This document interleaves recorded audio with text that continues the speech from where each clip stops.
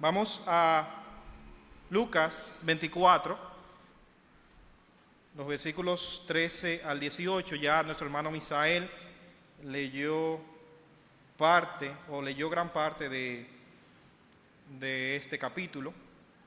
Vamos ahora a concentrarnos en los versículos 13 y 18 del capítulo 24. Dice la palabra de Dios: y he aquí dos de ellos iban el mismo día a una aldea llamada Emaús, que estaba a 60 estadios de Jerusalén, e iban hablando entre sí de todas aquellas cosas que habían acontecido. Sucedió que mientras hablaban y discutían entre sí, Jesús mismo se acercó y caminaba con ellos. Mas los ojos de ellos estaban velados para que no le conociesen. Y les dijo: ¿Qué pláticas son estas que tenéis entre vosotros mientras camináis? ¿Y por qué estáis tristes? Respondiendo uno de ellos, que se llamaba Cleofas, le dijo: ¿eres tú el único forastero en Jerusalén que no has sabido las cosas que en ella han acontecido en estos días? Oremos. Padre Santo que estás en el cielo, venimos delante de ti nuevamente. Te damos las gracias, Señor, porque tú nos das la oportunidad de poder presentarnos delante de ti y poder disfrutar de este tiempo y llevarte cánticos, nuestra adoración, nuestras ofrendas y ahora la predicación de la palabra, que sea de bendición para todos aquellos que la escuchan. Amén. Como decía ya, Misael leyó los primeros 35 versículos del capítulo 24 de Lucas, lo que nos da un contexto de qué era lo que estaba sucediendo en estos momentos. Jesucristo había sido crucificado hace ya 2 días y la tristeza de los discípulos era muy latente, se veía mucho. El Mesías había muerto, lo habían matado sin ninguna razón. En los Estados Unidos hay una revista muy famosa cuyo contenido se basa en política y asuntos sociales y es bien interesante de leer. Y es la famosa revista Times, la cual ha perdido su reputación como muchos medios de comunicación en estos días.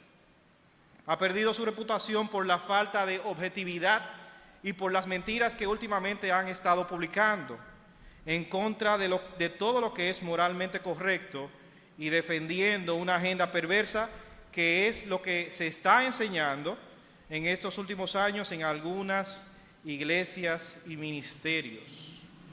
Es así, hermanos, sorprende el ver que en algunas iglesias, principalmente en los Estados Unidos y también algunas iglesias en Europa, toda esta ideología nueva que se está introduciendo en el mundo y que se quiere introduciendo en las escuelas, ha llegado a las iglesias y están aceptando y están casando parejas del mismo sexo, están apoyando los abortos, y eso es algo que nosotros debemos seguir combatiendo para que no afecte nuestra iglesia.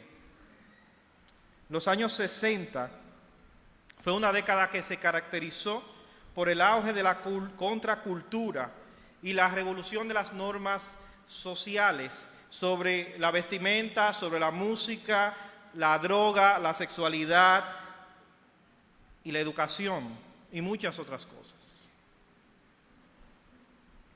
Incluso a esta década se le describe como la década del exceso o de un exceso irresponsable, extravagancia y decadencia del orden social. Y el 8 de abril del 1966, la revista Times sacudió a los Estados Unidos por una pregunta que colocó en su portada. Y esta pregunta hizo que casi 3.500 personas escribieran cartas personales manifestándose por la redacción de esta revista en ese momento. Y la pregunta que la revista Times publicó fue: ¿murió Dios? Y esto es de lo que precisamente trata nuestro mensaje. y el texto que leímos al inicio de nuestro mensaje. El título del mensaje de hoy es ¿qué hacer cuando Dios está muerto? ¿Qué hacer cuando Dios está muerto? Ya que aunque parezca que Dios está muerto, Dios está vivo. De hecho, nosotros vivimos delante del rostro de Dios. Y debido a que los cristianos, muchos cristianos no están convencidos de una de las premisas más básicas de la fe cristiana, de que Dios está vivo, es que nosotros no vivimos coherentemente con el hecho de que todo el día, desde que nos levantamos hasta que nos acostamos, estamos delante de la presencia de Dios. Dios no está muerto, Dios está vivo. Y aunque parezca que Dios está muerto, y por todas las cosas que nosotros vemos alrededor, Dios está vivo. Hacía 2 días que los discípulos de Jesús habían presenciado la muerte de Cristo. Y esta fue una de las escenas más chocantes de sus vidas. Jesús había sido asesinado en una cruz y con él todas sus esperanzas, expectativas y sueños. A los discípulos, al pueblo de Israel, se le había prometido un Salvador, y a través de este Salvador, el pueblo de Israel iba a ser una nación grande por encima de sus enemigos. Pero a ese que le prometieron, ahora lo estaban viendo colgado en una cruz y siendo sepultado como un muerto. Dios estaba muerto para ellos en ese momento. Después de 2 días, el domingo, después que crucifican a Cristo, un viernes, el domingo iban en un viaje, y estos discípulos, en medio de su viaje a un pequeño pueblo llamado Emaús, no podían dejar de hablar de lo que había acontecido y de ese perturbador acontecimiento del viernes. Y mientras ellos tenían una conversación profunda sobre este tema, se le acerca el mismo Jesús resucitado, pero no lo pudieron reconocer porque Dios mismo le estaba impidiendo que lo reconocieran. Y notando que esa conversación se estaba tornando pesada por la tristeza de los discípulos, Jesús curiosamente le pregunta a ellos: ¿de qué ustedes están hablando? Y los discípulos, ante esta pregunta, no pudieron contener su tristeza y su profundo pesar, y deteniéndose de repente, uno de ellos, probablemente alzando la voz, le responde a Jesús: ¿acaso no te has enterado? ¿Eres el único de la ciudad que no sabe lo que ha pasado una catástrofe hace unos días? Se referían a que Dios estaba muerto. La crucifixión de Jesús era ya un suceso tan conocido en Jerusalén que estos discípulos se sorprendieron cuando escucharon la palabra de este extraño hombre, porque parece que esta persona lo ignora. Y la realidad de ellos en ese momento era que Dios había muerto en un sentido, pero en otro sentido estaba vivo. Ellos presenciaron el asesinato de Dios hecho hombre, y esto era lo que Jesús les decía todo el tiempo que iba a suceder, y aún más lo que toda la Biblia profetizaba desde Moisés hasta los profetas. Pero ellos no se fijaron en esa parte, ellos solamente se fijaron en la parte de que el Mesías iba a ser el Salvador de la nación de Israel y que iba a destruir a todos los enemigos, que nadie se le iba a poder enfrentar a Israel. Dios se haría hombre, interrumpiría la historia de la humanidad y viviría para que los pecadores vivan, y moriría para que los pecadores no muriesen. En este sentido, Dios estaba muerto. Sin embargo, Dios estaba vivo, ya que este era precisamente su forma de cumplir su propósito eterno en el tiempo y en el espacio. De la misma manera, Dios está muerto para nosotros hoy en nuestra generación. Y lo vemos en la condición decadente en la cual la humanidad ha degenerado, pero en otro sentido Dios está vivo. Dios está muerto en el siglo XXI. El siglo pasado fue el siglo más sangriento de la historia de la humanidad, según el historiador Eric Hobsbawm. Y según estimaciones del siglo pasado, o según estimaciones que tenemos hoy en día, mueren 220 millones de niños abortados cada 4 años, y nuestro país quiere sumarse a esa cifra y celebrarlo como un logro. El suicidio es la segunda causa de muerte en personas entre los 15 y 20 años mundialmente. Aún más, el secularismo constituye el tercer grupo religioso más grande del mundo, después del cristianismo y del islam, compuesto el secularismo por aquellos que no tienen ninguna afiliación religiosa. Estas no son buenas noticias, hermanos. Quizá ustedes me van a criticar por lo que yo voy a decir o lo que voy a citar ahora, o quien voy a citar, pero el filósofo alemán no cristiano Friedrich Nietzsche escribió algo que muchos piensan que lo escribió celebrando la muerte de Dios. Mas, sin embargo, si estudiamos más profundamente lo que él escribió, deja ver que su punto de vista era que cuando Dios es desplazado de la sociedad, nosotros como humanidad perdemos. Decía Nietzsche: ¿dónde está Dios? Yo te diré, tú y yo lo hemos asesinado. Todos nosotros somos sus asesinos. ¿No sentimos el espacio vacío? ¿No notas la sociedad más fría? ¿No te da el olor en la sociedad de algo divino descompuesto? Dios está muerto en Europa. Tú y yo lo hemos matado.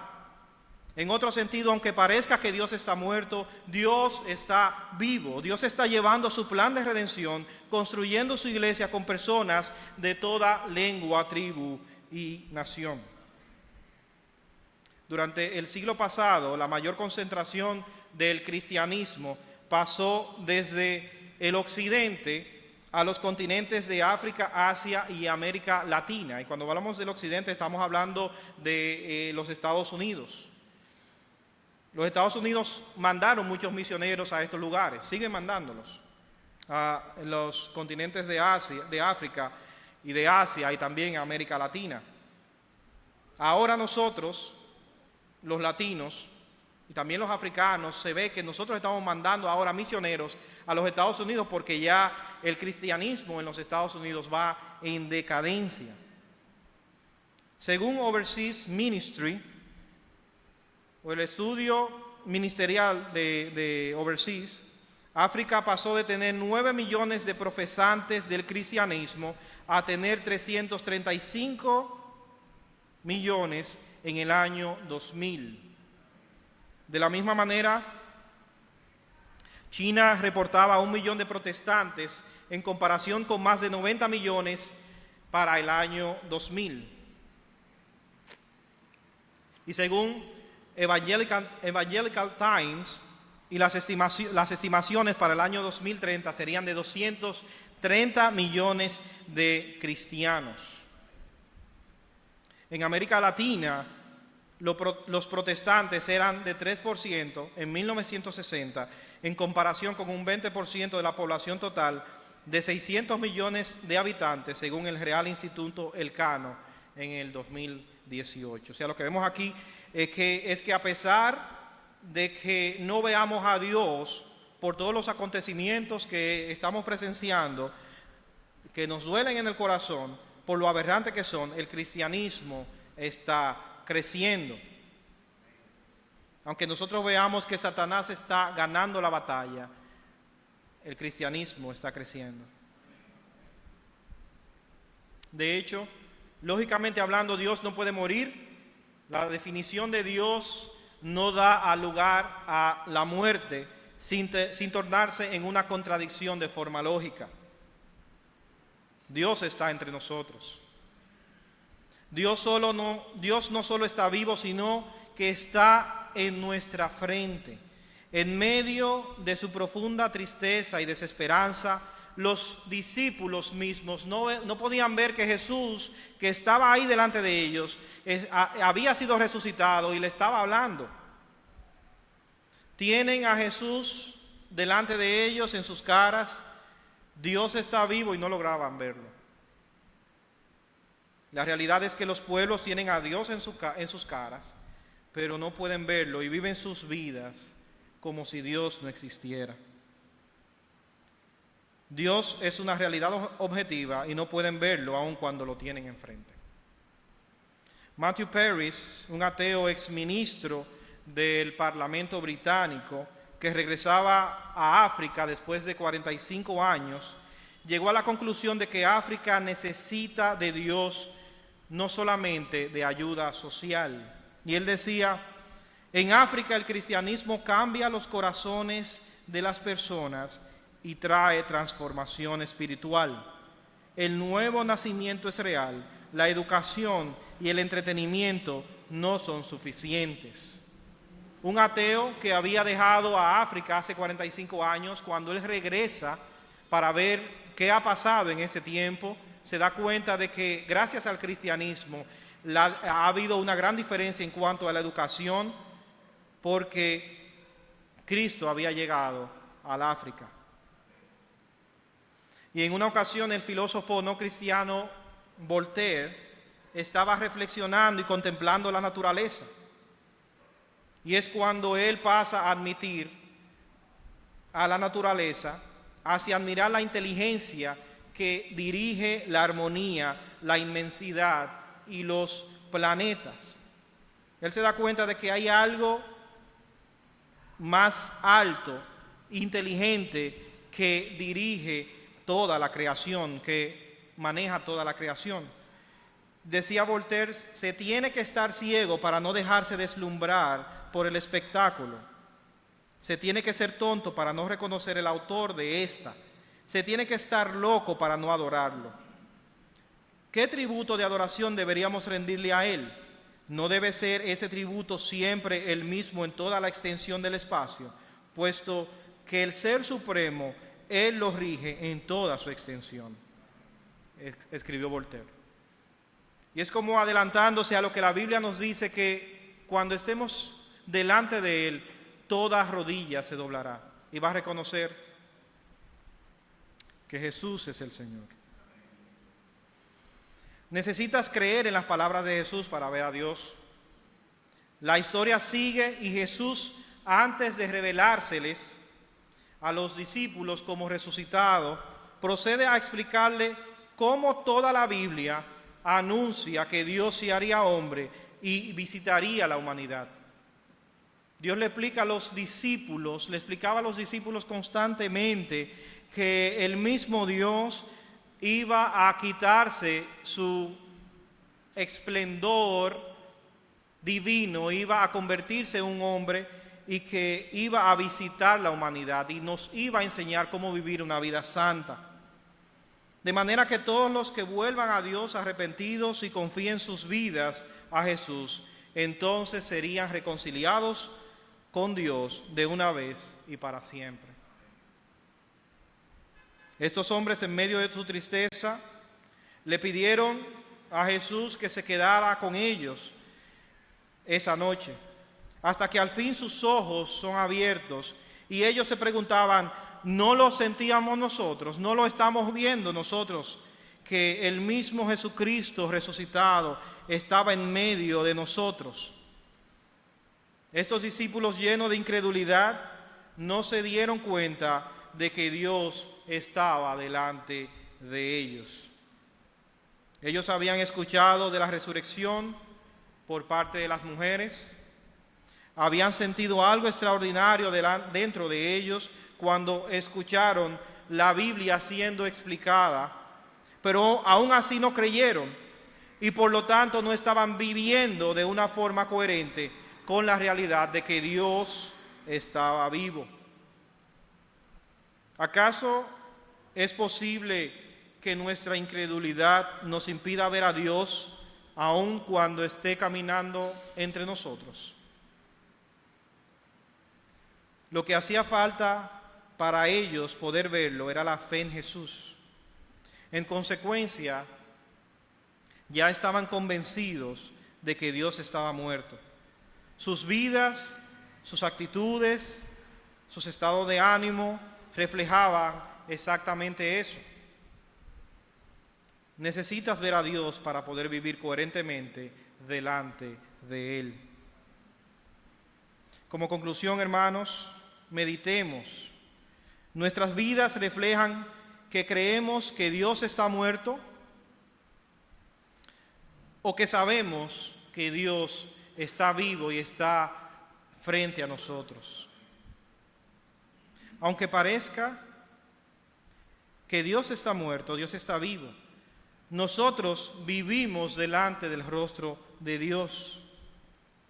Dios está vivo y nosotros vivimos todos los días, 24 horas y 7 días a la semana delante de su glorioso rostro, llenándonos de gratitud, meditando en lo que Dios ha hecho al hacerse hombre para reconciliarnos con Él. Quedemos, hermanos, con esta meditación en esta noche y que en esta semana podamos comprender que nuestra vida debe ser dedicada a nuestro Dios y que cada acción refleja si nosotros creemos si Dios está vivo o si Dios está muerto. Oremos. Padre Santo que estás en el cielo, venimos delante de ti nuevamente. Te damos gracias, Señor, por esta meditación y te pedimos, Señor, que nosotros podamos vivir una vida de acuerdo a lo que tú nos has mandado. Una vida que refleje que nosotros sí creemos que tú estás vivo y que tenemos temor de ti y que te obedecemos. Señor, que esta semana sea de gran bendición para cada uno de nosotros. Te lo pedimos en Cristo Jesús.